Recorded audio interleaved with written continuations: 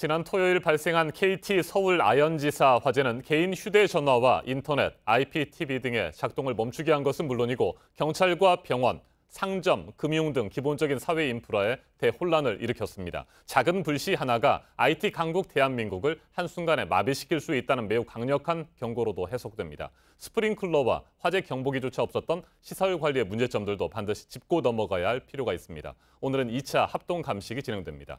박청웅 세종사이버대 소방방지학과 교수와 한 걸음 더 들어가겠습니다. 어서 오십시오.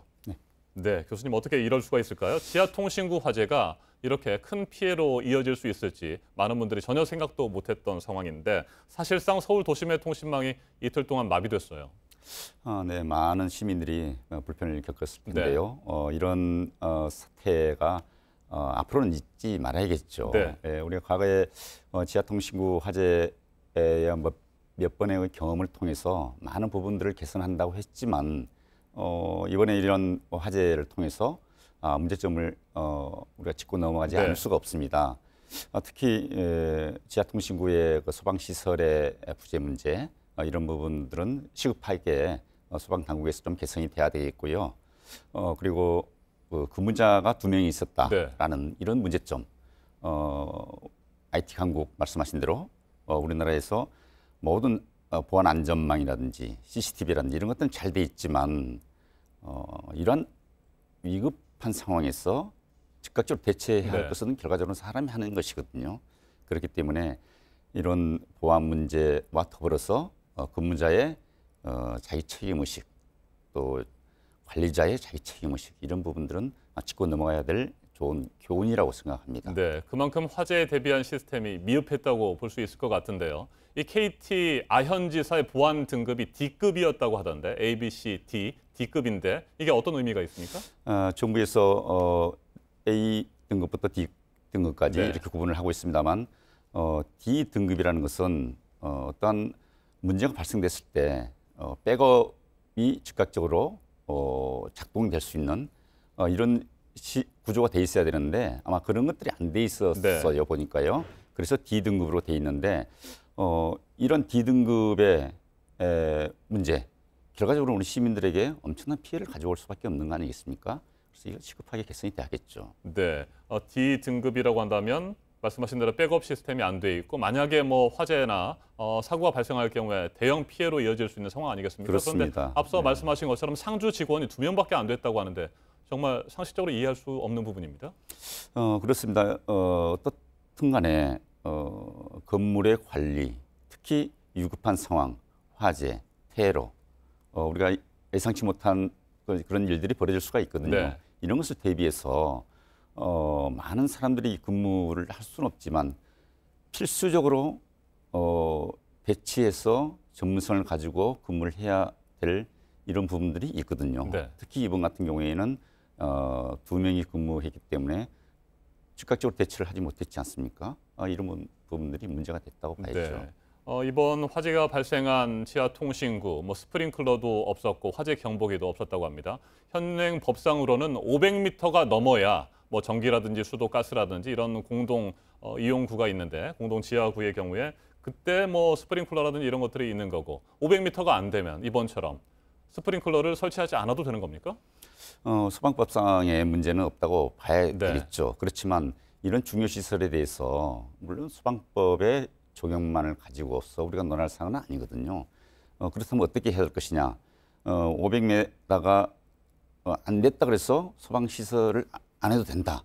이건 좀 문제가 있는 것이죠. 그래서 이번을 계기로 이런 통신구라든지 국가기관망을 가지고 있는 이런 시설들에 대해서는 소방법을 좀 개정을 해서 좀 규제를 강화를 좀 할 필요가 있다 이렇게 생각이 되거든요. 그동안에도 그런 문제점들에 대해서는 지적이 있었습니까? 우리가 그렇습니다. 지난 2000년대인가요? 2000년도 여의도 통신구 화재라든지 94년도 종로 오가의 통신구 화재 이런 것들을 우리가 겪으면서 많은 문제점들을 개선해 온다고 했지만 또다시 이런 문제가 발생되는 것이거든요. 그래서 이번 계기로 지하통신구의 소방시설의 보강, 특히 자동화 탐지 설비라든지 또 지하에 설치하는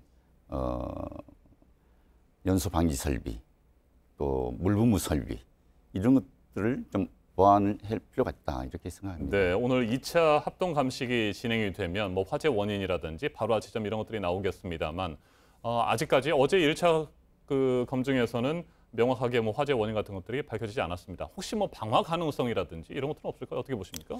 아마 이 통신 시설이라는 것은 보안 시설이기 때문에 방화의 위험성은 없지 않겠느냐 이렇게 네. 예측을 하고요. 단지 과거에 우리가 공동 화재를 보면은 정기적인 화재 원인으로서의 이런 것들이 좀 많이 있거든요. 네. 그렇기 때문에 이번에도 아마 정기적인 원인이 되지 않을까 이렇게 예측을 해봅니다. 그러면 뭐 누전이라든지 뭐 이런 것들을 통해서 작은 불씨가 생겼고 이게 옮겨 붙었다 이렇게 볼 수 있습니까? 그렇습니다. 이제 광 케이블이라는 것은 화재가 발생될 가능성은 없지만 네.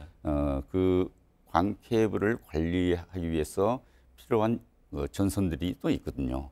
이런 전선에 의해서 좀 단락이라든지 또 전선의 피복의 문제, 또 스파크의 문제 이런 것들에 의해서 정기적인 원인이 되지 않을까 이렇게 예측을 해봅니다. 네, 정확한 합동 감식이 진행된다면 뭐 그 원인들은 밝혀질 것이고요. 네, 그렇겠죠. 또 하나 이번 사태를 경험하면서 많은 분들이 우려하고 있는 것들이 지금 뭐 상주 직원이 2명밖에 안 된다는 얘기 저희가 나눴습니다만 이런 그 부실한 관리 상황 또 뭐 직원도 없는 상태라고 한다면 혹시라도 테러를 발생한다든지 뭐 이런 상황이 된다고 한다면 걷잡을 수 없는 혼란과 뭐 마비가 있지 않을까 이런 우려가 있거든요.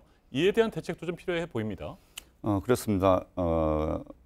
국가적으로 중요한 시설이라든지 많은 시민들이 이용하는 다중 이용 시설 이런 부분에 있어서는 테러의 가능성이 충분히 있다고 봐야 되거든요.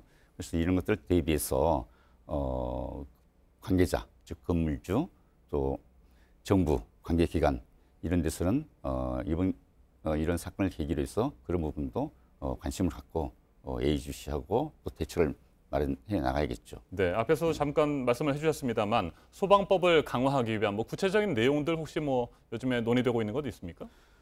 그렇습니다. 과거에 우리가 여러 가지 화재를 거쳐서 소방법이 좀 규제가 강화됐습니다.